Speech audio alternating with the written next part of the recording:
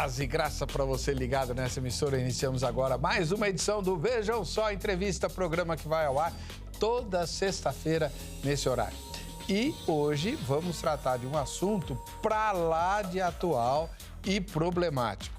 Difícil de pensar, de falar e muitas vezes de se posicionar quando se está mergulhado no olho do furacão. Furacão chamado aborto. Nós percebemos, por meio das notícias que percorrem o mundo, que a cada dia que passa, mais nações, inclusive as mais tradicionalmente religiosas, vão se posicionando de modo a permitir que o aborto seja feito fora das circunstâncias em que normalmente ele é tolerado, que é caso de aborto, ou de má formação do feto, ou de perigo para a vida da mãe. Temos visto países tradicionalmente cristãos, católicos, que antigamente se opunham ferrenhamente até ao divórcio, já permitindo na sua legislação a questão do aborto. Na contramão, vem a nação, digamos assim, mais progressista do mundo, né, que é os Estados Unidos, a Suprema Corte lá revendo a emenda que possibilitou a realização do aborto. Em outras palavras, a questão aborto está no olho do furacão das reflexões do nosso tempo, ao lado das questões ligadas àquilo que a gente chama de ideologia de gênero, né? Embora os defensores desse tipo de coisa não gostem dessa expressão, mas enfim, são os assuntos que dominam as discussões. E os cristãos precisam se posicionar a respeito disso. Tradicionalmente, a nossa posição é meio, digamos assim, vista como retrógrada ou muito fundamentalista, sem ser fruto de um debate, digamos, arejado ou um debate calcado nos tempos atuais, à luz das escrituras sagradas, de forma racional e menos emocional. Por isso, o Veja Só Entrevista traz essa questão hoje e trouxe o pastor Luciano Scala, que é autor de um livro a respeito do assunto. Paz e graça, pastor. Tudo bem? Reverendo, um prazer estar aqui. A paz do Senhor, a paz a todos que estão acompanhando o programa. É bom estar aqui, falar de um assunto difícil, polêmico, denso. Mas vamos lá, trabalhei nessa obra, eu acredito que vai ajudar os nossos irmãos que estão acompanhando o programa a terem um pouco mais de elementos para falar, para discutir e pensar acerca dessa temática. Muito bom, eu estou com o livro aqui, o meu eu acabei esquecendo lá em Minas Gerais. Para qual câmera eu mostro? Essa aqui? Então tá. A Dor Silenciosa, né? Pastor Luciano Scala, fruto de uma reflexão filosófica, teológica. Já vou apresentar a ficha técnica do pastor, né? Mais uma vez, muito obrigado por ter aceito o nosso convite, pastor. Muito bom, reverendo, estar aqui. Esse tema é um tema que eu abordei nesta obra, esse é o meu 9º livro. E falar deste assunto, né, dentro de uma obra é desafiante para um pastor, né, trazer aspectos não apenas teológicos, não apenas aspectos relacionados à Bíblia, mas trabalhar essa problemática dentro da bioética, dentro da filosofia, é um grande desafio. E é isso que eu tentei fazer através dessa obra. Qual que é a igreja que o irmão pastoreia? Eu sou pastor da Comunidade Evangélica Vale de Bênção, uma igreja aqui em São Paulo, localizada na Vila Brasilândia. Qual que é o endereço lá, pastor? Bom, nossa igreja ela fica localizada na rua José Benedito Pinto, no número 75, na Vila Brasilândia. É um local, uma periferia aqui de São Paulo, mas é um lugar bem conhecido. Então, quem é da cidade de São Paulo, com certeza, já deve ter ouvido falar da Vila Brasilândia. Ah, sim. Eu ouvido falar, sim, mas como é que chega lá, né? E os horários de culto? Para vocês participarem conosco toda terça e quinta, às 8 horas da noite, e aos domingos são 2 cultos, às 10 horas da manhã e às 18 horas. A igreja do irmão tem, vamos dizer assim, rótulos são complicados, mas a gente precisa deles, né? Ela tende a ser pentecostal, tradicional, tem uma linhagem mais batista, sim, ou episcopal, como é que é? Nossa igreja é uma igreja pentecostal, né? Ela não tem o formato das igrejas neopentecostais, que são mais atuais, mas nós somos de uma igreja pentecostal, né? Temos esse viés também voltado para a palavra. Então, é uma igreja que tem a preocupação de trazer um evangelho genuíno, se dá um espaço para a meditação da palavra, mas é uma igreja de linha pentecostal. Tem usos e costumes? Não, não temos. Então tá. Muito obrigado pela presença do irmão. A gente vai ver a matéria que apresenta o tema e voltamos com a entrevista aqui no Vejam Só. O Brasil tem acompanhado sistematicamente casos de violência sexual que acabam gerando consequências graves, normalmente recolocando fogo na discussão sobre o aborto. De acordo com a Organização Mundial da Saúde, a OMS, 6 de cada 10 gravidezes não programadas e 3 em cada 10 gestações, de modo geral, acaba em um aborto induzido. No entanto, estima-se que 45% dos abortos feitos ao redor do mundo são inseguros. Destes, 97% ocorrem em países em desenvolvimento, como os latino-americanos. Por ano, assume-se que entre 4,7% e 13,2% dos óbitos femininos ocorrem por esta causa. Mas enquanto em países desenvolvidos é estimado que 30 em cada 100 mil mulheres morram em abortos inseguros, esse número sobe para 220 mortes na mesma fatia da população nos subdesenvolvidos. E no Brasil? Hoje, por aqui, o aborto só é considerado legal quando feito em casos de estupro, quando há risco à saúde da mãe ou quando o feto não desenvolve cérebro, já que esta é uma condição contrária à vida. O detalhe sobre o aborto no Brasil tem duas forças opostas. De um lado, os pró-vida, e do outro, quem é favorável à escolha. Hoje, no Vejam Só, queremos conversar sobre esse comportamento da sociedade e, obviamente, daqueles que professam Jesus como seu Salvador. Será que, sendo cristão, existe alguma possibilidade de defender o aborto? Deus se agrada do comportamento do seu povo nesse tipo de debate? Fique ligado, o assunto é polêmico e, por isso, pauta aqui do Vejam Só. Já estamos no ar. Muito bem, tá aí. Deixa eu pôr no ar de cara a enquete, porque eu vivo esquecendo, né?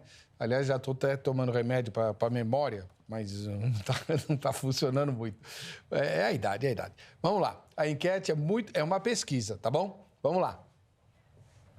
Em sua opinião, a legislação brasileira atual sobre o aborto é boa?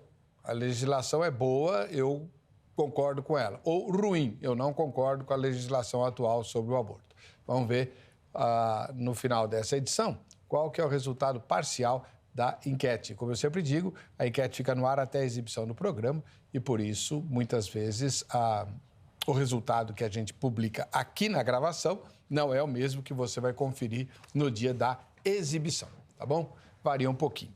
Vamos lá. Pastor Luciano Scala, o senhor é oriundo de família evangélica? Como é que o senhor conheceu Jesus? Conta um pouquinho da sua vida. Bom, eu e minha família, nós conhecemos Jesus. Hoje eu tenho 40 anos, eu tinha 13 anos de idade.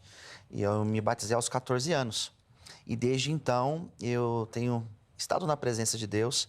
Aos 20 anos, eu fui consagrado pastor. Então, desde os meus 20 anos, eu sou pastor local, nessa igreja onde eu estou hoje, pastoreando. Então, tem mais de 20 anos que o senhor está lá?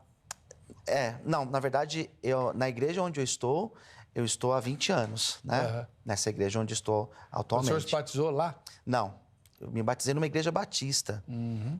Nossa família, ela conheceu Jesus numa igreja batista e depois nós migramos para uma igreja pentecostal e aos 20 anos eu já fui consagrado e comecei a desempenhar o trabalho. E essa Vale de Bênção? Não, nós éramos de uma outra igreja pentecostal, né? E aos 20 anos, eu fui para esse ministério.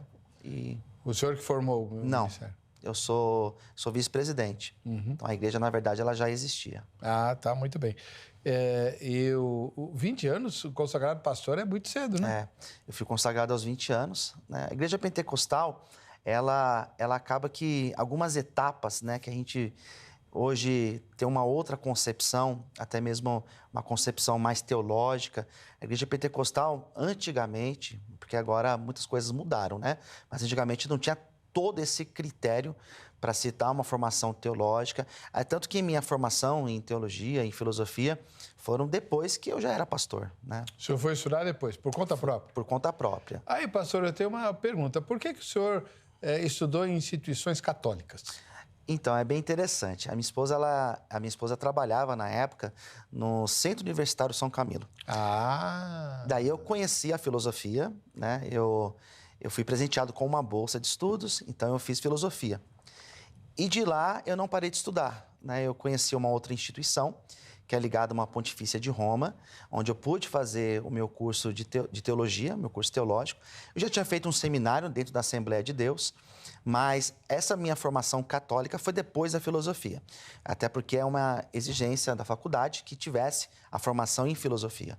Então, eu fiz a filosofia, eu fiz a teologia também numa instituição católica, fiz o meu curso de pós-graduação numa instituição católica também, na São Camilo. Minha pós-graduação foi lá em bioética e não parei de estudar, continuei estudando e grande parte desses estudos dentro da PUC, dentro de faculdades católicas. Qual que é o santo da sua devoção? Meu santo é Jesus Cristo. Boa, respondeu bem, tá bom. Teve que estudar latim, não? Não, o latim não, né? Somente o hebraico e o grego, né? Que é a exigência da faculdade de teologia, mas o latim não. Bom. Mas os documentos católicos eu tive que estudar bastante eles. E não entrou em conflito? Não, eu fui de uma faculdade, essa faculdade onde eu estudei, ela sempre teve uma visão mais ampla acerca do cristianismo. Então, nós estudamos desde a parte da teologia católica, de fato, romana, como também a ortodoxa, como também até mesmo a igreja protestante, né? Então, não tive conflito, não tive problemas com ele. Eu, nessa faculdade, eu fui o primeiro não católico a ser formado lá. Então, e eles aceitaram? Aceitaram, sempre me dei muito bem, convivi com eles tranquilamente. Agora, pastor, na época que eu estudava, no Seminário Presbiteriano Independente, a teologia da moda era a teologia de libertação, que Sim. Depois o Papa João Paulo II tentou matar, né? Sim. Mas eu sei que em algumas escolas de formação de padre, ela subsistiu. Ela ainda subsiste? Então, na faculdade onde eu fiz, a teologia da libertação ela era muito forte. Muito forte. A maioria dos meus professores, eles tinham esse viés, né? Essa linha da teologia da libertação. É tanto que a primeira aula que eu estudei foi com o Clodovis Boff, né? Que é irmão do Leonardo Logo de Boff. cara. A primeira aula, né? Então, a gente sempre teve esses estudos voltados para a teologia da libertação. Isso não afetou a sua visão? Não. Pelo fato da teologia da libertação trabalhar essa teologia praxis, né? Eu comecei a ter uma outra concepção do evangelho acerca dessa praxis. A praxis cristã. É tanto que a nossa igreja, hoje, ela é uma igreja muito atuante no trabalho social. É certo que nós não entendemos a teologia como a teologia da libertação trabalha, né? Acerca em questões relacionadas a pecado, a essa necessidade, né? Desse viés político que a teologia da libertação tem essa bandeira, mas a teologia, no modo prático, isso assim, nós temos adaptado algumas coisas para a nossa visão. Qual é o trabalho social da igreja lá? Hoje nós fazemos um trabalho com dependentes químicos. Eu sou responsável por uma casa de recuperação em Mairim, interior de São Paulo, e trabalho com os moradores de rua. Toda sexta-feira a gente distribui uma média de 1.000 refeições no centro aqui de São Paulo. Então, são 2 trabalhos que nós fazemos, além de trabalhos dentro da nossa própria comunidade para atender famílias necessitadas. A Vila Brasilândia é muito grande, né? É um bairro enorme. Sim. Mas há várias comunidades lá também, né? Sim. A nossa igreja está dentro de é um bairro muito simples, né? Vila Brasilândia, como o senhor disse, ele é amplo, é um subdistrito, né? E onde nós estamos hoje, são várias famílias necessitadas. No começo da pandemia, nós chegamos a atender em uma noite mais de 100 famílias, ajudando com alimentos e são famílias de fato necessitadas, né? Muito bom, pastor. O senhor já se apresentou, né? Vamos, então, entrar nessa questão do aborto. O senhor estudou bioética, Sim. né? Que aborda várias questões muito entranhadas com a questão científica hoje, né? 100 anos atrás, acho que não teria sentido discutir bioética. Sim. Né? Sei lá, 200 anos, vai, dar uma lambuja aí. Mas, e o senhor se interessou por bioética por que razão? A bioética eu conheci dentro do meu curso de filosofia. Por estar dentro de uma instituição que tem esse viés da área da saúde, a São Camilo é uma faculdade que o forte é a área da saúde. Então, dentro do curso de filosofia, existiu uma disciplina de bioética, fazia parte do currículo, né? E dentro desse curso, eu conheci a bioética, me interessei pelos assuntos e resolvi continuar estudando dentro dessa temática. No meu curso de filosofia, eu trabalhei a questão do aborto, no meu trabalho de conclusão. E depois, também, na minha pós-graduação, eu continuei lidando acerca desse tema. A bioética eu conheci aí, né, dentro do curso de filosofia. Muito bom. Agora, então vamos lá, fazer o senhor responder a pergunta tema de hoje. Para o cristão, é totalmente impossível defender o aborto? Difícil, né? É difícil a gente trabalhar essa questão olhando pela Bíblia, porque se nós olharmos na Bíblia uma leitura direta, simples, nós vamos entender que a Bíblia ela vai mostrar que nós devemos preservar a vida, que nós devemos cuidar da vida, que nós devemos fazer de tudo, uma frase de Levinas, fazer de tudo para que o outro vivas. Isso a gente olha para a Bíblia e encontra esses aspectos. Porém, ao se tratar de aborto, a questão ela muda. É uma questão muito complicada. Eu não sou a favor do aborto, mas nós temos casos de risco, onde a mãe está correndo risco. Em casos assim, eu acredito que deve ser pensado, deve ser levado a uma reflexão mais ampla. Nós temos casos de crianças que ficaram grávidas. Isso é de extremo perigo, de extremo risco. Não existe uma formação, né, na verdade existe já, porque o corpo já está gerando uma criança, mas é um risco muito grande. Então eu acredito que em casos assim, a reflexão deve ser feita com muito cuidado. Então, pastor, mas aí que tá. Vamos lá.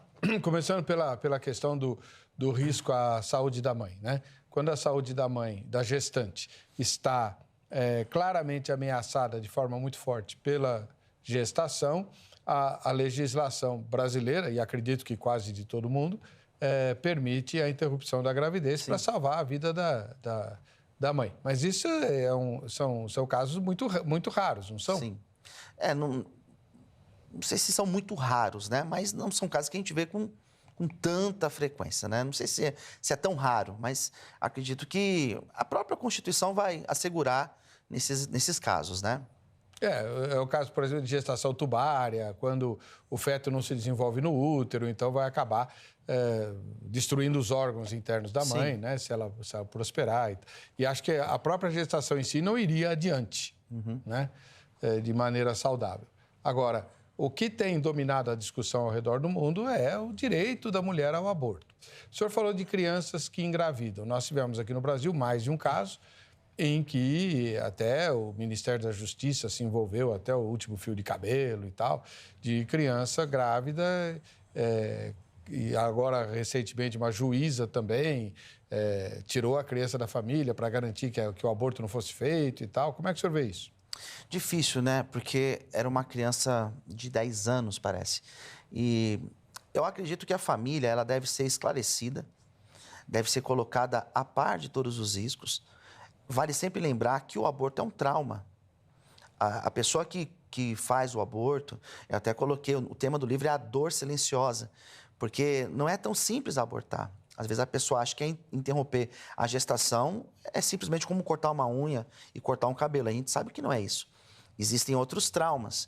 E às vezes, para se resolver um problema, porque no caso de um estupro é um problema, e para se resolver isso, às vezes a pessoa é levada a cometer um outro problema, um outro erro. Então, eu acho uma situação muito complicada. Nesse caso específico, eu acho que a decisão que foi tomada de permitir com que a menina fizesse, eu acho que foi uma decisão que eu não viria problema, não enxergo problema. Nesse caso, uma menina que... Qual dos dois casos? Porque nós temos o mais recente, em que foi uma juíza que depois saiu do caso, tal, né? Isso tem, acho que um mês, que a juíza tirou a criança da família, colocou-a num abrigo, acho que foi no Brasil Central, se não me engano, e para impedir que o aborto se concretizasse e tal. Refiro a um caso de uma menina de 10 anos, não sei se é isso. O caso da menina de 10 anos é o caso em que o Ministério da Justiça se envolveu. Sim. Diretamente, até a ministra responde até hoje. Cansei de convidar a ex-ministra para vir aqui no canal genuinamente evangélico, ela que se diz evangélica, né? Eu fico muito chateado com a atitude das autoridades que se dizem evangélicos e se recusam a vir aqui conversar conosco na nossa linguagem, sabendo muito bem que vão ser tratados com lisura, com respeito, que a imprensa aberta nem sempre tem, e embora não seja entrevista chapa branca. Será que é porque não é uma entrevista chapa branca que esse pessoal não vem? Francamente, faça-me o favor. Agora também não quero mais. Agora que ela é candidata, não quero mais. Concordo. Tem a dó. Mas vamos lá, vamos falar do caso lá da menina de 10 anos. Então, eu me refiro a esse caso, né? Que foi um caso de estupro. Parece que foi de um tio de 33 anos, se eu não estiver enganado. E nesse caso, eu acredito que o que foi feito, né? Permitir o aborto numa situação como essa, eu não vejo problema, né? Mas houve uma mobilização muito grande, inclusive com hostilização dos médicos, do hospital. Os cristãos foram lá tentar impedir de qualquer jeito, chamar a menina de assassina. A questão do aborto, reverendo, é muito delicado e é muito fácil sentar do lado de cá e escrever e falar e dar opinião. Agora, se colocar na posição do outro e criar esse vínculo de empatia, que é o desafio. Nós estamos tratando de uma criança, né, que existe toda uma problemática por detrás. Então, a pessoa, num senso comum, olha para uma questão como essa e simplesmente dá o parecer e acha que pode decidir pelo outro. E é uma situação muito complicada. Eu sou contrário ao aborto, né? Mas numa situação como essa, eu acredito que deve ser feita uma reflexão, de fato. Tá bom. Então, vamos fazer uma suposição aqui, pastor. Usar da santa imaginação, né? Como diria o reverendo Peter Marshall. Vamos imaginar que essa família, exatamente essa família, fosse da sua igreja, né? Menos o tio. Sim. Não, até o tio, vai. Eu quero saber o que o senhor faria. Vamos lá. Então, o atendimento que... Eu já peguei situações como essa de aborto. Já tive que aconselhar mulheres que estavam em situações assim, mas eram mulheres adultas. Então, assim, é uma situação... Apesar de ser hipotética, né, é uma situação que eu lidei da seguinte forma: me posicionei contrário ao aborto. Numa situação como essa, eu acredito que... E elas fizeram o aborto? Nesse caso, não fizeram. Mas a criança faleceu. Olha que interessante. A criança nasceu e depois de alguns meses começou a ter algumas complicações e a criança acabou falecendo. E a mulher queria abortar por quê? Porque era de um relacionamento extraconjugal, né?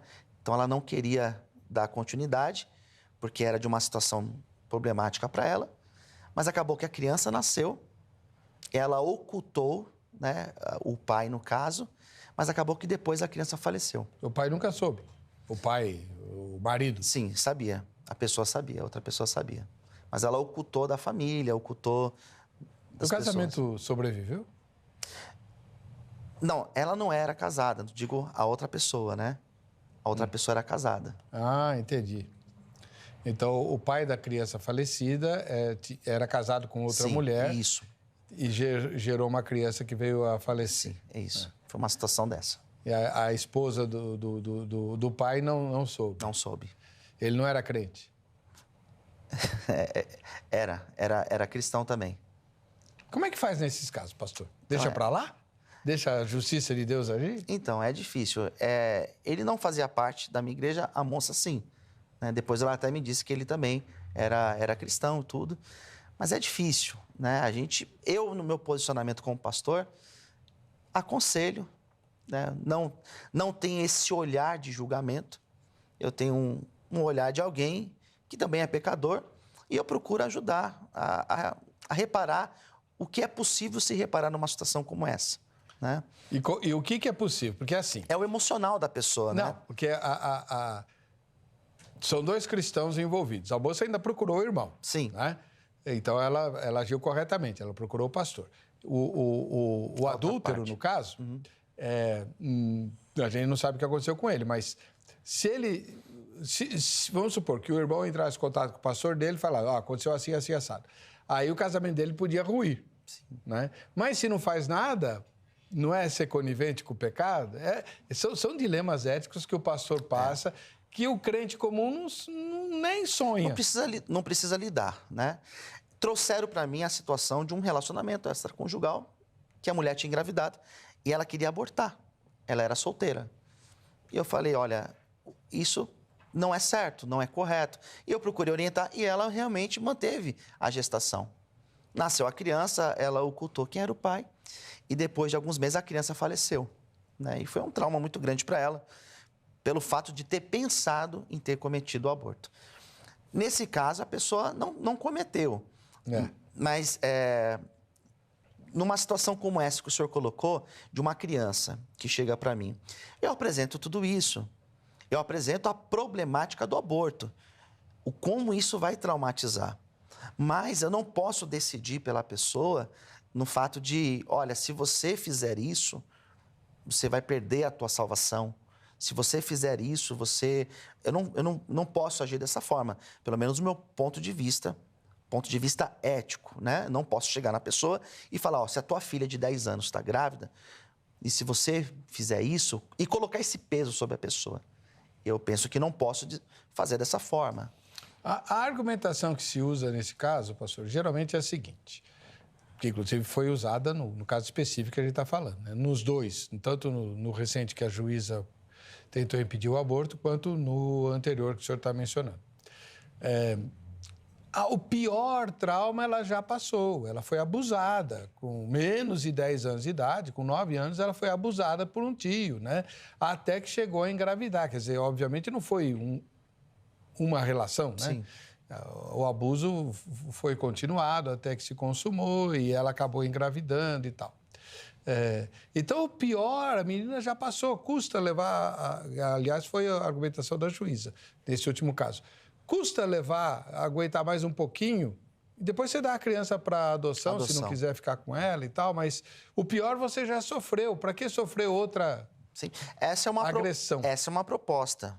Essa é um modo, né, reverendo, de se colocar, de fato. Se você coloca essa argumentação, eu acredito que leva, sim, a pessoa a refletir e, de repente, a pessoa ela pode mudar de ideia. Porque, de fato, uma fala como essa, por mais que pareça ser uma fala muito fria, ela faz sentido. Porque a menina já passou pelo primeiro trauma e vai se gerar um segundo, sem dúvida. Então, é uma argumentação que é válida. Chegar e apresentar isso, tudo bem. Mas nem sempre as pessoas terão uma estrutura emocional para, de fato, decidir dessa maneira, né? Então, mas, temos uma novidade muito legal. A gravação do Vejam Só Entrevista é transmitida em tempo real pelo Instagram. E tem gente já mandando opinião, né? Gente que está acompanhando a transmissão pelo Instagram. É o caso da Vaninha Oliver. Ô, Vânia, tudo bem? Ela diz assim, Deus é o dono da vida. Não sei como ainda tem gente que apoia o aborto. Gente que se amolda ao mundo. E aí? Então, apoiar o aborto, eu acredito que seria no caso de apoiar a pessoa poder abortar em qualquer hipótese, né? Decidiu interromper a gestação, interrompe. Eu acho que não é esse caso que nós estamos tratando aqui. Nós estamos tratando em casos como o risco de vida da mãe falecer. Nós estamos falando de um caso específico de uma criança de 10 anos que está gerando uma criança, gerando uma outra criança, né? Nós estamos tratando desses casos. Ninguém é favorável ao aborto. Eu não sou favorável ao aborto. Não, o senhor estava dizendo que a criança de 10 anos fez bem em abortar. Eu acho... Não, na verdade, não é que fez bem. Eu não julgo uma criança de 10 anos onde ela decide por interromper a gestação. Eu não... Mas que poder tem uma criança de 10 anos para tomar uma decisão? Família, né? A família de uma criança de 10 anos. Corrigindo a minha fala. Quando a família de uma criança de 10 anos decide, porque até mesmo uma criança de 10 anos, ela tem riscos ao levar uma Claro. gestação adiante. Certamente, né? Agora, segundo o que se noticiou, porque houve muita resistência da parte dos médicos, né? Quando houve autorização judicial para a interrupção da gravidez, os primeiros profissionais da área da saúde que lidaram com o caso específico se recusaram a fazer.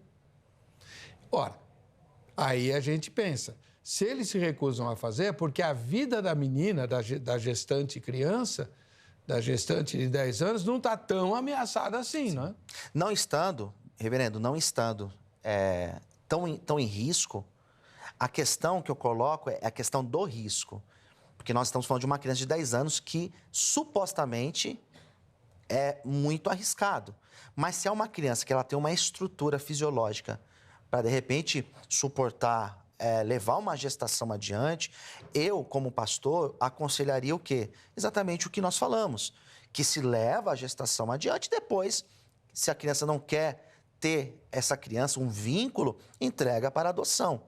Mas se é num caso de uma criança que geralmente, de 10 anos, não tem uma estrutura fisiológica para suportar, eu não veria problema. Aí, na questão...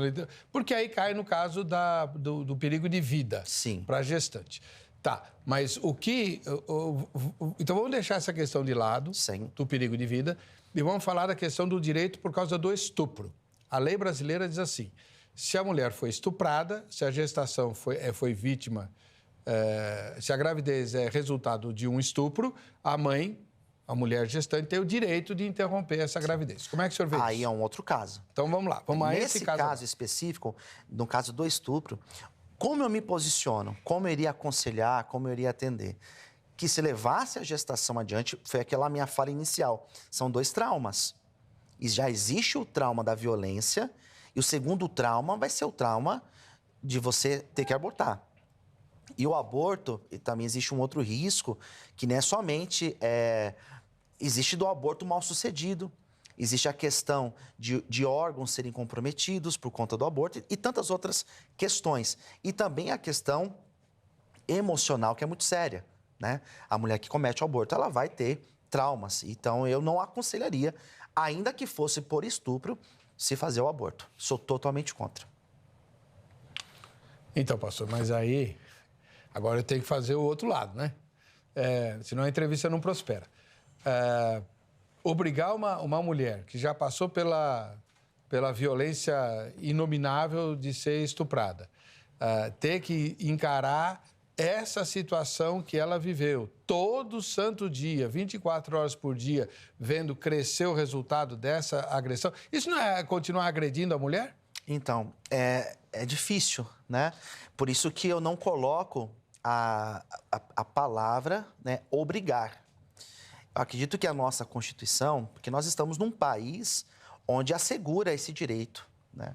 Eu, como pastor, o que vou aconselhar é exatamente isso, né? Colocar mostrar para essa mãe essa responsabilidade sobre a vida dessa criança que ela está gerando, que ela tem uma responsabilidade, porque essa criança está dentro dela. Mas esse peso de obrigação eu não colocaria. Tá, mas... Biblicamente, não vejo como ético, reverendo. Não vejo como ético interromper a gestação ainda nesse... Tá, mas ela vai perguntar... Se ela perguntasse para um advogado, ele ia dizer com base na legislação brasileira. Ok. Sim. Mas ela está perguntando para um pastor. Ela quer saber o que Deus pensa. Biblicamente não existe... Não vai existir um texto que vai dar para ela elementos para ela cometer esse aborto. Então ela vai estar pecando? Vejo como pecado. Sim, pecado. Ela seria uma assassina? O aborto ele é considerado, né, em muitos casos, como assassinato, né? Existe perdão? Existe. Existe perdão, mas é um pecado. É um pecado, sim. Porque ela está interrompendo uma vida. Aquilo que Aristóteles fala, né? Uma vida em potência. Ela está interrompendo uma vida em potência. Então, pastor, aí eu sou obrigado a voltar à mesma questão. Até que ponto isso não é ter uma atitude um tanto quanto fria e farisaica com alguém que vai ter que suportar a dor da humilhação que ela sofreu até o fim da gestação. Porque muita gente diz assim, não, é fácil. Fácil não digo, mas é simples. Leva a gestação até o fim e entrega a criança para adoção lá na maternidade. Isso é possível fazer, né?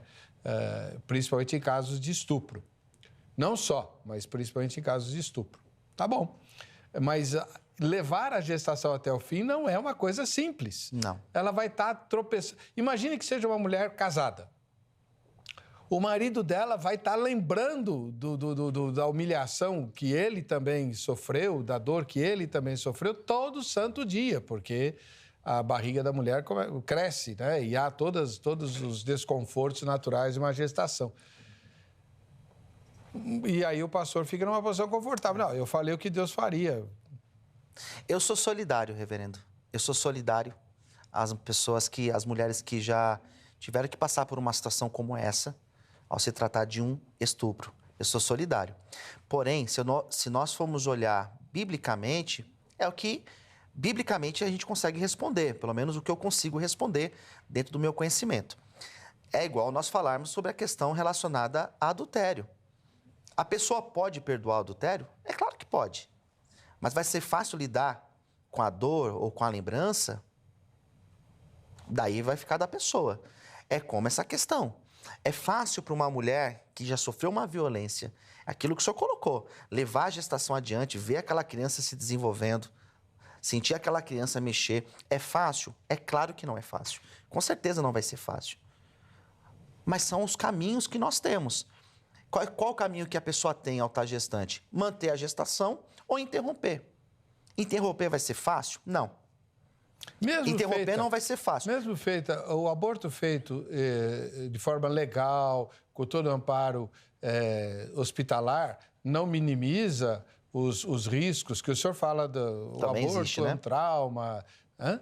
Também existe o risco, né? Até num aborto que é feito dentro de uma condição segura, digamos assim. Risco de quê? Não, existe risco, né? No momento que é feito o aborto, existe todo um risco. Por mais que a maioria dos casos de aborto que acontece de forma ilegal... Não, aí nem se fala, Sim. Né? Que, aliás, é a principal, a gente vai abordar isso também, é o principal argumento dos defensores da legalização do aborto. Eles dizem o seguinte, primeiro, nenhuma mulher vai ser obrigada a abortar. Nenhuma mulher nunca. Né? E segundo, a questão do aborto clandestino, porque é ilegal, né, no Brasil, vitimiza milhares e milhares de mulheres todos os meses. Né?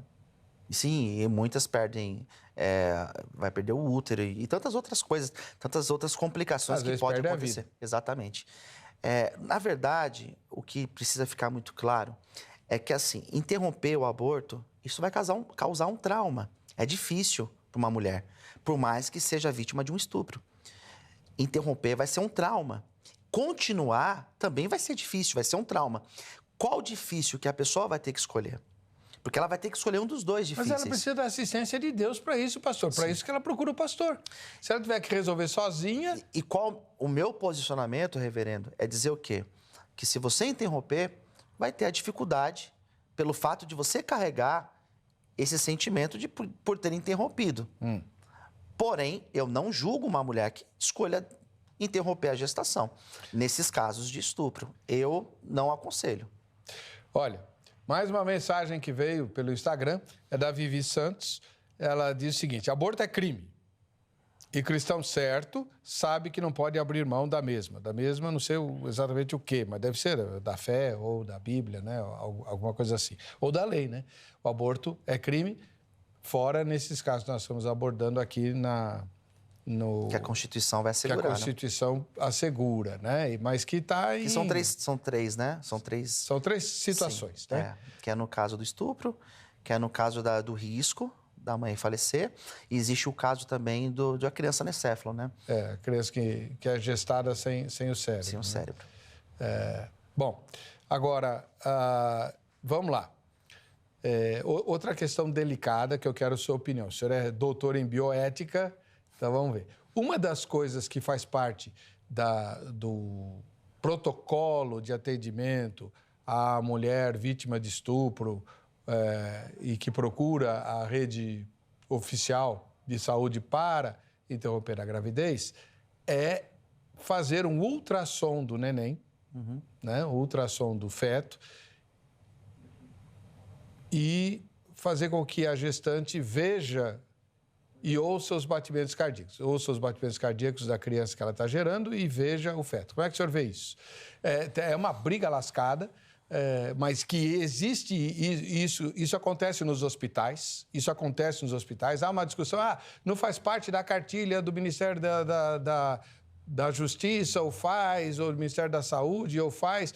E até hoje não consegui trazer uma autoridade, que eu falei agora há pouco, né?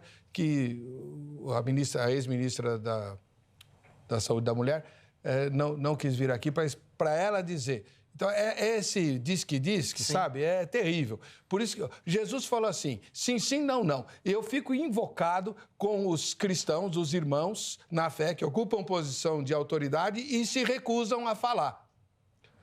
O Vejam Só e o Vejam Só Entrevista sempre deixaram as portas abertas para todo mundo que fica falando por aí ou negando e tal. Vem aqui e fala, mas fala a verdade. Existe esse tipo de procedimento no hospital, não existe? Então, eu acredito que fazer esse tipo de observação, ela se torna importante até para saber como que está a gestação, se de fato, né, a criança está saudável. Então, é um protocolo que, em alguns casos, não sei se em todos isso ocorre, né, no caso vai se interromper uma gestação, mas qual que é a intenção de se fazer? Eu não vejo como traumatizar mais a mãe. Eu acredito que seja justamente para ver a saúde do feto. Não, mas aí quem faz isso é o médico. Agora, obrigar a mãe a ver... Eu desconheço se existe essa obrigatoriedade de... Existe. Aí que tá. O que eu não sei é se faz parte do protocolo. Oficialmente do protocolo do Ministério da Justiça. Sim. Não sei. Ou da Saúde. Da Família, né? Ministério da Família. Não sei. O que eu sei é que há, sim, hospitais, médicos que insistem em que a gestante veja o feto lá durante o exame de ultrassom e ouça os batimentos do coraçãozinho. De repente, para levar a mãe ao constrangimento e repensar, né? Se de fato é a escolha que ela decidiu mesmo. Bioeticamente, isso está correto? Bioeticamente, não. Porque a gente tem que ver os princípios da bioética, né? E entre os princípios da bioética, quando a gente pensa na questão de empatia, a gente percebe que uma atitude como essa é você violar esse princípio de empatia, né? Você se pôr no lugar do outro. Agora, o meu papel é ruim mesmo, né? Eu tenho que apertar o irmão. Aí, assim, a médica que faz isso, o médico que faz isso, o enfermeiro, a enfermeira que faz isso, está lutando para salvar a vida do neném. Ele está errado? É assim que... essa é a argumentação? Para poupar a vida da criança? Salvar uma vida. Eu acredito que tanto os profissionais da saúde que estejam envolvidos em questões como essa, que envolvem a ética, eu acredito que esses profissionais eles devam ter justamente esse olhar bioético, que é esse olhar pensando na vida, mas a vida no modo amplo, né? Na vida da mãe e na vida do feto. Então, eu acredito que fazer de tudo para poupar a vida do feto, esse é o caminho? Esse é o caminho. Eu, como um pastor, eu preservo a vida, vou lutar pela vida. E aí, todos os meios que não sejam meios constrangedores, eu vou utilizar para poupar a vida. Eu não quero constranger a mãe também. Eu não quero causar traumas na mãe. Então, talvez uma ação como essa possa causar traumas na mãe. Eu não sei se isso seja saudável, do meu ponto de vista. Tá vendo como a questão é complicada? É complexo. Porque, de um lado, você tem a gestante vítima, né?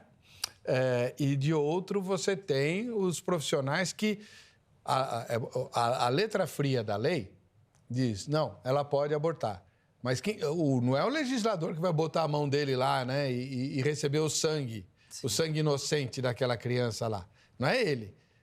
Isso é que a gente precisa pensar, né? É o profissional da saúde.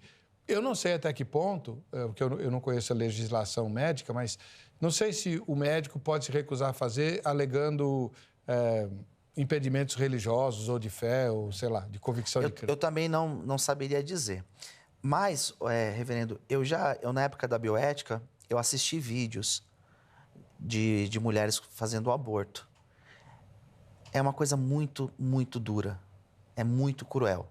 Então, assim, eu acredito que quando uma mulher tenha conhecimento, veja algo assim, eu não sei se ela vai decidir pelo aborto, porque é muito duro. É muito duro. Se o profissional pode se negar, eu não sei se o Código da Medicina vai lhe dar essa permissão dele, pela sua fé, se recusar a fazer um aborto. Isso eu já não saberia dizer.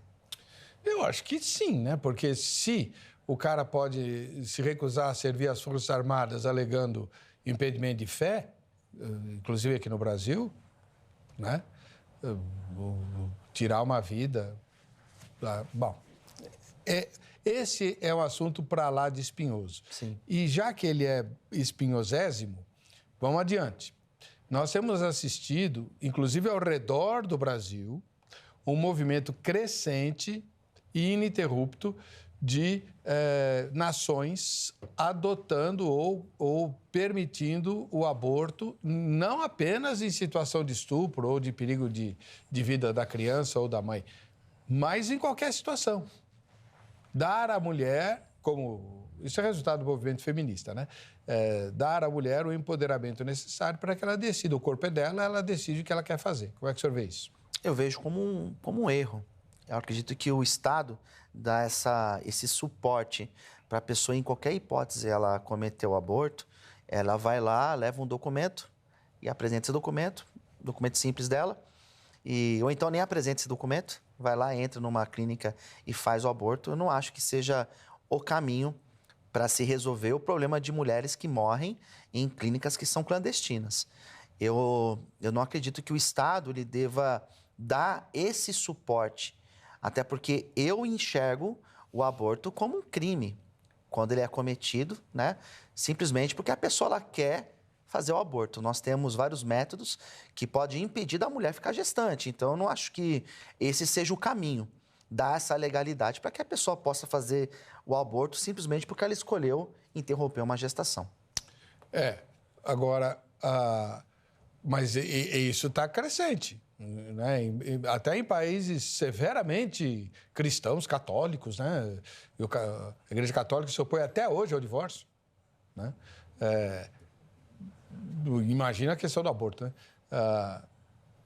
Mas no Brasil existe esse movimento também, né? Existe? Existe esse movimento que existem bandeiras que são levantadas justamente para mostrar que a mulher ela tem um direito sobre o seu corpo e sobre o feto que ela está gerando, que na verdade não é o corpo dela, ela está gerando, né?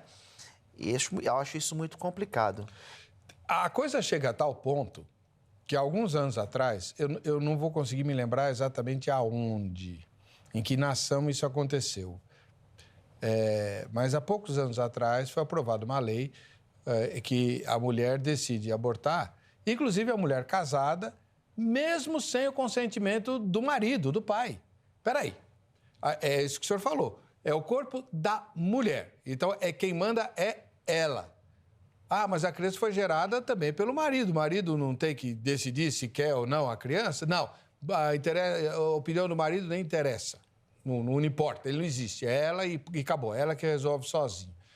A Bíblia não diz que o corpo da mulher é do marido? Sim. E vice-versa? Sim. E aí, como é que a gente aplica isso? Exatamente. No caso do aborto, se coloca muito esse peso sobre a mulher, porque quem tem a responsabilidade de levar essa gestação é a mulher. Mas, no caso, eu entendo, sim, como direitos iguais, tanto para o homem quanto para a mulher. É claro que o peso maior, sem dúvida, vai ficar sobre a mãe, a responsabilidade maior. Tanto que quando a gente fala de aborto, a nossa questão aqui, ela fica girando em torno da mulher, né? A mulher, porque a mulher decidiu, porque a mulher fez. Mas existem muitos casos em que o homem obriga a mulher. Sim. Em que o homem compra o remédio e obriga a mulher a tomar. Existem vários casos assim. A maioria dos abortos clandestinos é feita assim. Então, e que também não se fala muito, mas isso é muito verdade, muito verdade. Muitos homens obrigam. tem um caso extraconjugal e vai lá e obriga a mulher, você vai ter que tirar. E às vezes coloca uma arma, às vezes faz ali a agressão, às vezes agride a mulher até ela perder a criança. Isso também é um caso muito sério e ocorre muito no nosso país. Então, mas aí nós já estamos no âmbito do crime, né? De violência doméstica e tudo mais. Então, não é apenas a questão do aborto. O Davi Monte, finalmente um homem participando com a opinião dele também, né? Por enquanto só as mulheres participaram. Você que sintonizou há pouco tempo, a gravação do Vejam Só Entrevista é transmitida em tempo real pelo Instagram.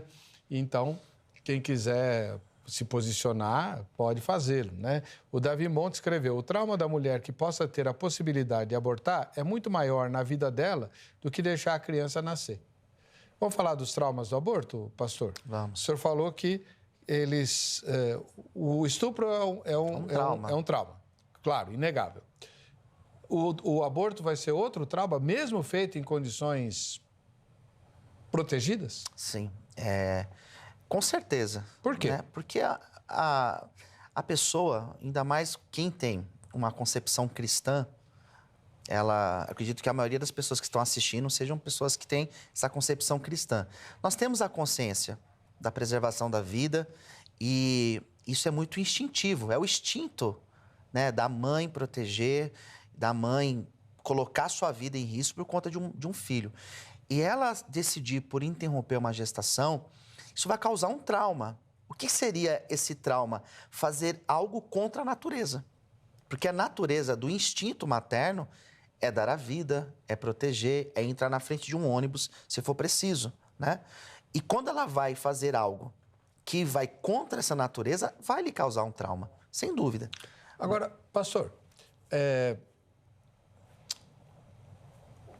a mulher que engravida de um estupro, né? Ela começa, o senhor acabou de mencionar essa questão, né?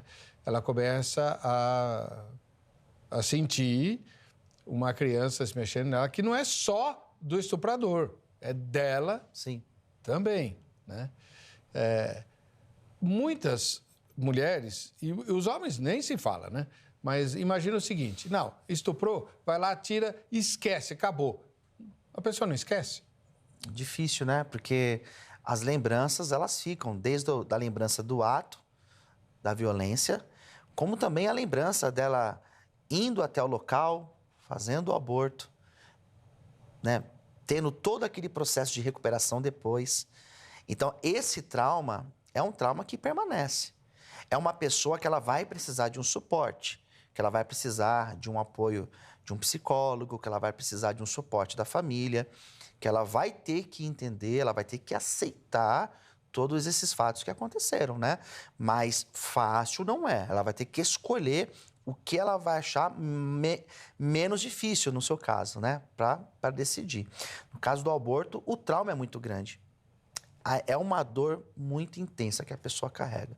Existem pessoas que elas não se perdoam, que elas carregam esse sentimento de culpa, apesar de ser fruto de uma violência. Agora, pastor, pela sua fala, a resposta à pergunta tema é meio assim: é totalmente impossível defender o aborto, exceto no caso de perigo de vida para a mãe ou para a mãe, né? Sim. Para o feto, não, porque se você oferece risco de vida para o feto, ele morre sozinho e acabou, né? Aí foi a vontade de Deus, mas se for o risco da mãe, não. Agora, fora isso, então, o cristão não defende o aborto em circunstância alguma? Não, defender não. Ele compreende. Eu compreendo uma mulher que decide, né? Mas eu não vejo suporte bíblico para que ela interrompa. Suporte bíblico. Se a pessoa perguntar friamente, olhar para a Bíblia, existe algum suporte? Eu não encontro, né? Mas eu compreendo, respeito, acolho uma mãe que tenha decidido fazer isso, né? Dentro de um contexto de violência e tudo mais. Mas suporte bíblico não tem. Agora, uma das coisas que muitos militantes contrários ao aborto alegam, e eu acho que o fazem com propriedade, é de que um monte de mulher engravida do namorado, do companheiro, de sei lá quem, da ficada lá no baile funk, e depois vai para a delegacia, fui estuprada, né? E, ao que parece, eu também não sei direito, não há a exigência de uma investigação, né? Inclusive, esses militantes contrários ao aborto gostariam de ter um protocolo mais rígido, e o outro grupo se opõe, porque é mais uma violência, a mulher vai ter que reviver o estupro dela e tal. Mas e se não for estupro? Porque o que a gente sabe do grupo pró-aborto é que eles querem o aborto em qualquer circunstância. Então, não interessa se houve violência, se não houve, a mulher decide e acabou. É isso que eles querem. E é isso que eles estão conseguindo pelo mundo afora. O senhor acha que no Brasil isso ainda pode acontecer? E como é que o senhor vê essa questão do protocolo? Então, se pode acontecer, reverendo, eu vejo como essa questão política ela tem avançado, né? Existe uma contramão em tudo isso. Existem vários políticos que são conservadores e que lutam e que pleiteiam para que isso não aconteça no nosso país, mas dizer que isso não pode acontecer, eu acho muito difícil. Acho que é complicado a gente achar que isso jamais pode acontecer, porque a nossa política ela pode sim caminhar para esse lado mais liberal, apesar de nós sermos um país extremamente conservador nesse sentido, né? Tanto que a menina quis praticar o aborto e teve toda uma mobilização no Brasil inteiro, se falou acerca dessa questão. Acerca do protocolo, eu acho que deva existir, mas eu acho muito difícil mesmo, se criar um mecanismo onde somente a vítima do aborto possa, ou melhor, a vítima do estupro possa praticar o aborto. Eu acho que fica como que vai ser esse mecanismo? Eu acho que isso é muito complexo, né? Como ter a certeza? Vai ficar muito na concepção da mãe, da mulher que está gerando filho, né? Não, pastor. Não sei se eu entendi o que o senhor quis dizer. O que se pede a mulher foi vítima de um estupro. Então, ela procurou a delegacia logo depois, porque aí ela é encaminhada para o hospital da mulher, ela toma coquetel anti-AIDS, ela passa por exame de corpo de delito, porque o estupro não é uma relação tranquila. Mas vamos pensar numa hipótese, reverendo, daquela mulher que fala o seguinte: eu estava embriagada, nem sei o que aconteceu comigo. Pronto. Eu estava embriagada, eu estava, sei lá, não vou nem dizer que ela estava dopada de algum tipo de medicamento, porque isso talvez no exame de sangue iria constar. Mas vamos supor, eu bebi demais, eu não sei nem o que aconteceu. Só sei que eu tô grávida. Só sei que eu tô aqui e eu acordei, já estava ali, sei lá, sem roupa. Tá. Não sei nem o que aconteceu. Tá, não sabe o que aconteceu. Mas ela foi à delegacia no dia seguinte, porque os sinais vão estar lá. O problema é a mulher que não relata nenhum estupro e depois, quando descobre que está grávida, aí vai em busca do aborto legal. Pô, peraí. Daí é um aborto que... Eu entendi a colocação do senhor. Mas isso acontece direto. Vai ser um aborto dentro de um contexto legal, mas um aborto porque a pessoa escolheu abortar. Exatamente. Ela está usando o dinheiro do meu e do teu imposto. Exato, do SUS. Para interromper a gravidez dela, do SUS. Que não é conveniente a ela, sem que ela tenha comprovado ter sido vítima de uma violência. Então, o que o grupo... E eu apoio essa posição. A legislação brasileira contempla o direito à mulher gestante vítima de estupro a abortar. Ok. Então, comprove-se a violência sofrida por meio de um BO. Logo depois da violência sofrida, na primeira oportunidade, buscam-se as autoridades porque foi cometido um crime. Até tem que se investigar. Tem que se investigar quem é o safado, né? Sim. E por Onde aí você vai. estava, né? Hã? Onde você estava que aconteceu tudo isso, a gente vai ter que... Tem que descobrir quem foi que perpetrou o crime. Você foi vítima de um crime? Ok, vamos procurar o criminoso. Sim. Né? Não se trata de criminalizar a vítima, como o grupo pró-aborto alega. Né? Por trás há sempre uma questão ideológica. Da mesma maneira que nós, cristãos, queremos defender a vida, inclusive a vida do feto... Usando a Bíblia, né? Usando a Bíblia e a nossa fé, O outro grupo tem outra postura ideológica, é a ideologia da morte, né? Do eu sou mais eu e dane-se o resto. Essa é a ideologia, que é o resultado direto do existencialismo lá de Jean-Paul Sartre, que veio logo depois da Segunda Guerra. Então, quer ter essa ideologia? Tenha.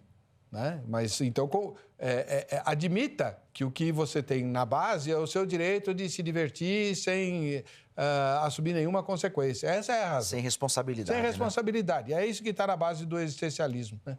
Agora, e o cristão, você tem o direito de pensar assim, o cristão tem o direito de pensar assado. Sim. Pronto.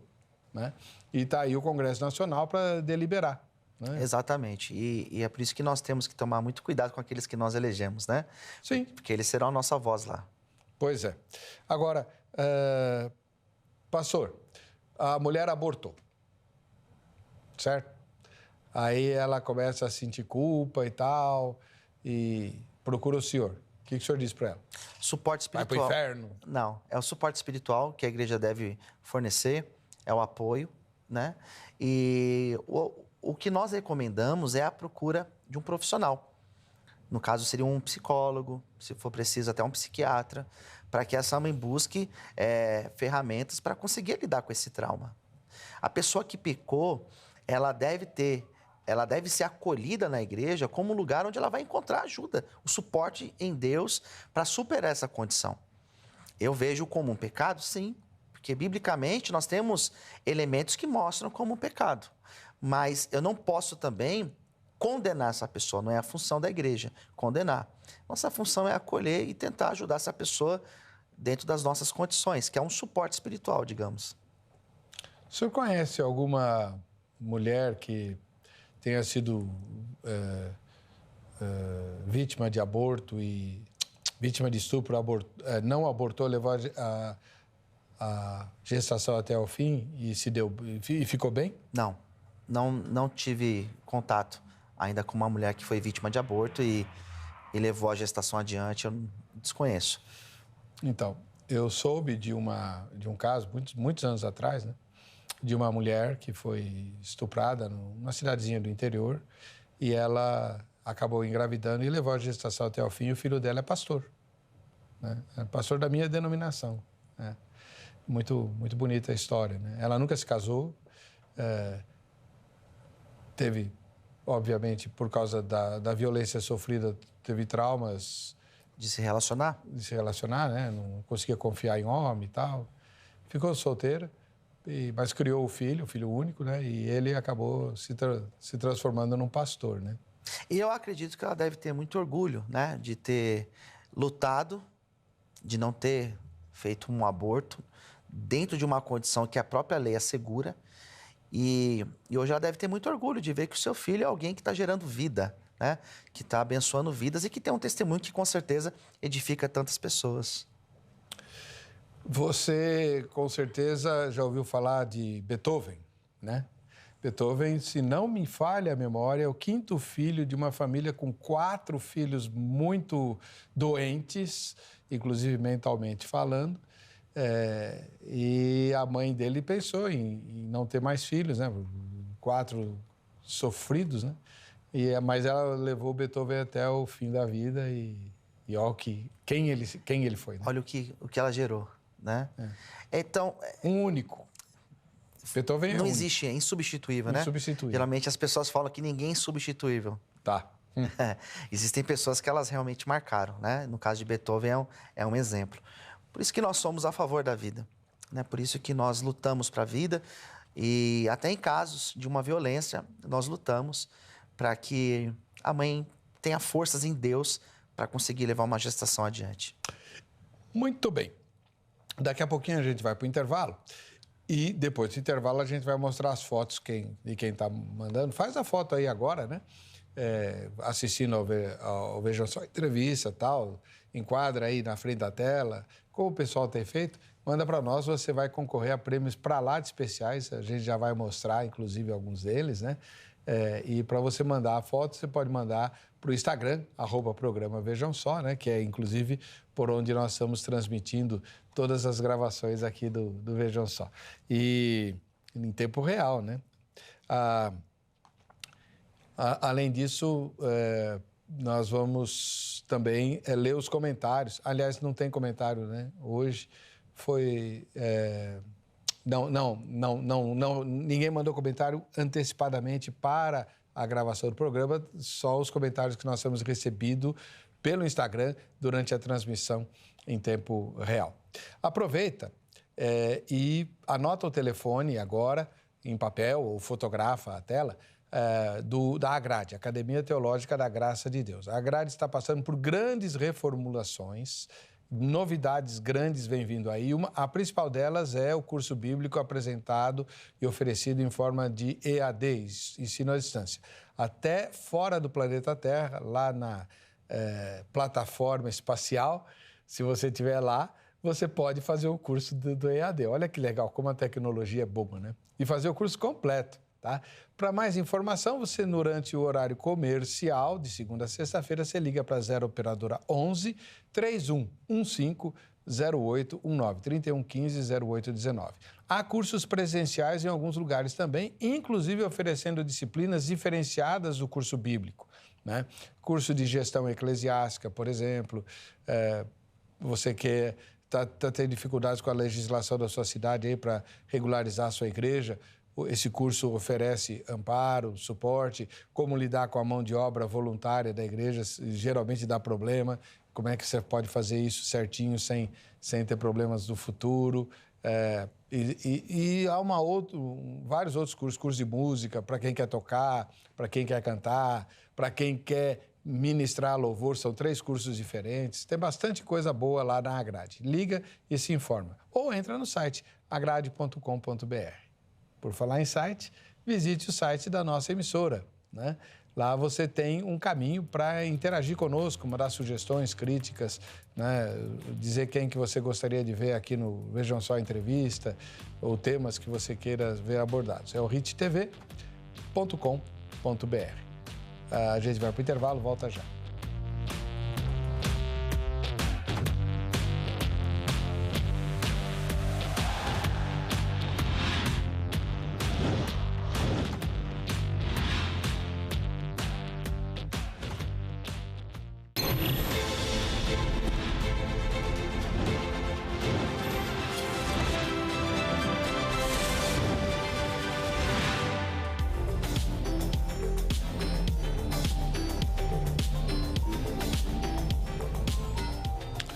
Muito bem, chegou a hora de você aparecer aqui. Quem aparece concorre aos presentes que a gente sorteia aqui no Vejam Só. Nós temos bíblias para distribuir aí para os nossos telespectadores e para as nossas telespectadoras que enviam sugestão ou crítica e principalmente a fotografia, né, para a gente conhecer você, tá bom? Vai ser a Bíblia King James atualizada, né,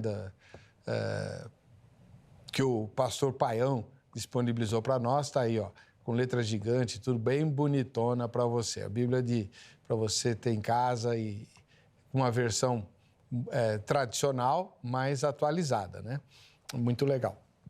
Muito obrigado, Paião, pela sua sempre generosidade. Ele já premiou diversos telespectadores e telespectadoras aqui do Vejam Só. Temos a Rosa Maria do Nascimento, ela mora em Diadema. Diadema é um município da Grande São Paulo, né, encostado de São Paulo, e assiste ao Vejam Só. E alguém bateu a foto para ela e ela não disse quem foi, né? Tá bom, Rosa Maria. Então vem você e a pessoa que bateu a foto para você junto com o Zeca participar aqui da gravação ao vivo. É só combinar pelo Facebook os detalhes da sua visita aqui, já que você mora na Grande São Paulo, é fácil, né?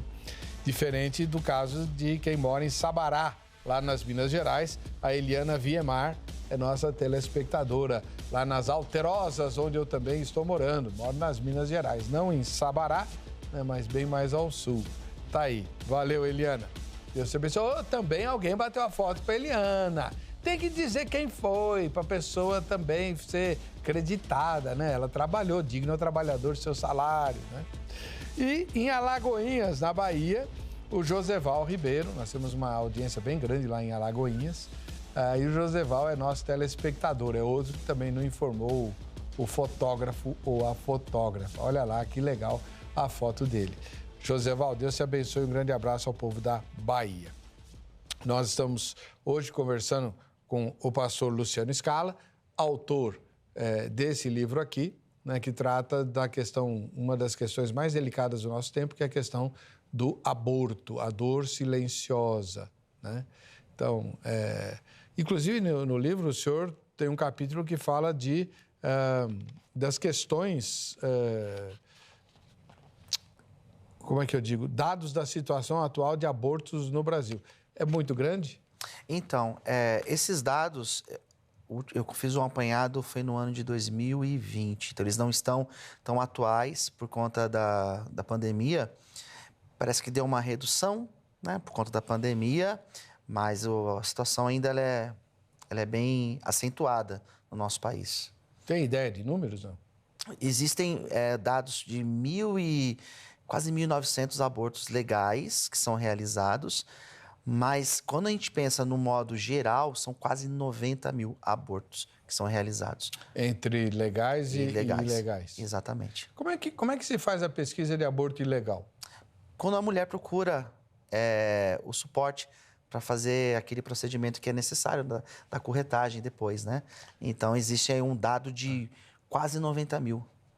Então, a mulher que se sujeita a um aborto ilegal, depois ela precisa procurar o serviço médico regular para consertar... Em muitos casos, ela vai precisar procurar, em muitos casos, dependendo de quanto tempo de gestação. Certo. E aí, então... E ela sofre alguma sanção? Não, eu não tenho essa informação. Acredito que não, porque não tem como, não tem como mostrar se foi um aborto espontâneo, né, que aconteceu ali, ou se de fato foi provocado. Então, acho que é por isso que não tem ainda uma forma de fazer esse levantamento, né? Como é que o senhor vê essa questão do empoderamento das mulheres? Muitas, inclusive cristãs, dizem que, tradicionalmente, né, ao longo dos milênios, desde o judaísmo, a mulher sempre foi muito reprimida e colocada em situação de desvantagem frente ao homem na Bíblia. E aí, pastor? É algo que a gente observa, até mesmo na Bíblia, em muitos aspectos, esse conflito, né, digamos, conflito não sei se é a palavra mais ideal, mas esse choque, né, com aquilo que hoje muitas mulheres levantam essa bandeira de direitos iguais e tantas outras coisas. Muitos chamam até a Bíblia como um livro machista. Em muitos casos, realmente parece ser um livro até machista, mas em muitos casos, em muitos aspectos, eu vejo como uma proteção. O próprio Deus, o próprio texto, mostrando que a mulher deve ser protegida. Mas isso é encarado, em muitos momentos, como algo machista, né? Eu acho muito complicado a gente fazer essa leitura descolada do contexto daquela época, né? Então, hoje em dia, algumas mulheres têm esse problema de lidar com os textos bíblicos justamente por não observar toda a questão do contexto daquela época. Para o senhor, pode ter pastora? Sim. Na minha igreja, nós temos pastoras. Lá em Timóteo diz que não pode. Mas... Não sei, porque assim, existem textos que dá a entender que as mulheres também elas tinham um determinado ministério, né? Mas na minha igreja nós temos pastoras, nós aceitamos o ministério pastoral feminino. Mas também entendo e respeito as igrejas que não dão esse ministério às mulheres. A minha denominação dá, sim, né? Já de longa data. A Presbiteriana do Brasil não, né? E assim a gente vai caminhando. Mas o tema hoje não é esse, né? O tema hoje é a questão do aborto. Então, em relação ao tema de hoje, praticamente impossível defender o aborto fora a situação de risco à vida da mãe para um cristão. Sim. Biblicamente, nós não vamos encontrar, né, esse amparo para que a pessoa possa decidir pelo aborto e pronto, e acabou. Não tem esse suporte, né? O papel da igreja é acolher, é dar o suporte a essa pessoa que tomou essa decisão. Mas, biblicamente, ela não vai ter nenhum suporte. Agora, se a mulher, e eu vou falar uma coisa bem delicada agora, do alto da minha autoridade de mais de 45 anos de ministério pastoral.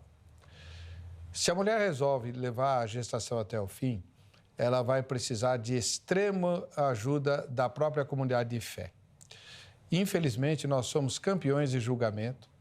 Boa parte de nós vai dizer, como será que ela agiu antes e durante o estupro? Sabe? O senhor sabe como é que é, né? Será que ela não provocou?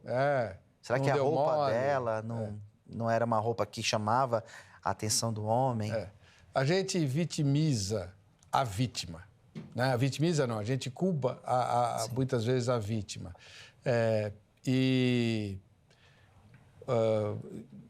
Outra coisa, as mulheres da igreja que deveriam ser as primeiras a ser solidárias e apoiar, muitas vezes vão olhar com desconfiança, né, para essa outra mulher por causa do marido. Há uma série de sentimentos muito ruins.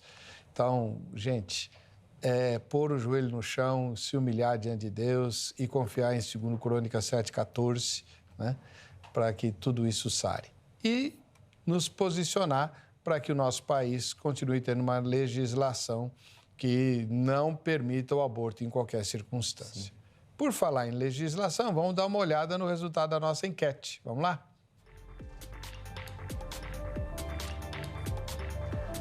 Em sua opinião, a legislação brasileira atual sobre o aborto 31% só julgaram boa. Misericórdia, olha só. O resultado da ruim é 69% disseram que ela é ruim. Muito provavelmente porque permite o aborto em caso de estupro. Enfim, quem quiser entrar em contato com o pastor Luciano Scala, é só entrar nas nossas redes sociais, o contato dele foi divulgado, né? E também está divulgado nas nossas redes sociais e foi divulgado ao longo desta gravação. Para você que fica com a gente, que fica com a RIT, a paz e a graça do Senhor Jesus, um ósculo santo, a gente volta no próximo Vejam Só Entrevista.